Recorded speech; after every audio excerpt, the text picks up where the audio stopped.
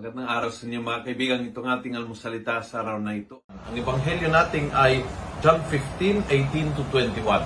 Sabi ni Jesus, "If the world hates you, remember that the world hated me before you. This would not be so if you belong to the world." So, nangyari kay Jesus, bashers, kaaway, inaway, siniraan, trinaidor, nangyari kay Jesus. Kaya kalma ka lang, hindi katapusan ng panahon. Ang importante is that you do not belong to the world. Ibig sabihin ni Jesus is, ang importante is na ang bukal, ang dahilan, ang reason ng pag-aaway o pagsisira sa pangalan mo o yung pag-uusik sa iyo ay dahil ikaw ay nasa panig ng Diyos. Yun ang mahalaga. Yun ang mahalaga. Na hindi ka inuusig dahil ikaw ay nasa panig ng kasamaan.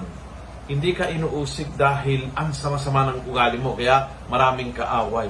Kaya you have to check na ikaw ay inuusig o inaaway o binabash, that's not necessarily a sign that you are in the right side or in the wrong side. Nasa iyo ang pagkilatis nito. Saan ang bukal nitong pag-aaway o pag-uusig o pagbabash sa akin. Pero kung ikaw ay nasa panig ng katotohanan, ng kabutihan ng Panginoon, kalma ka lang. Kalma ka lang. Nangyari sa Panginoon, nagwagi ba ang kanyang mga kaaway? Hindi. Natupad ba ang kanilang mga balak para kay Jesus? Hindi. Siniraan ba nila ang misyon ni Jesus? Hindi.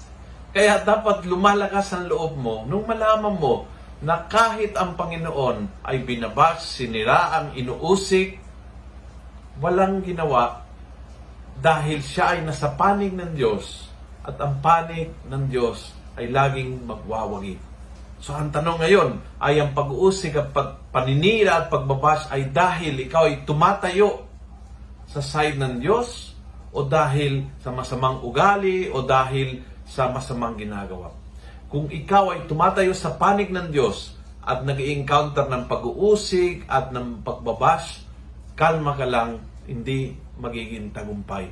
Hindi kailangang masisira ang plano ng Diyos na mga sabi-sabi ng mga nag-uusig o naninira sa iyo. Kalma ka lang. Kung nagustuhan mo ang video nito, please pass it on. Punuin natin ng good news ng social media. Gawin natin viral araw-araw ang salita ng Diyos. God bless.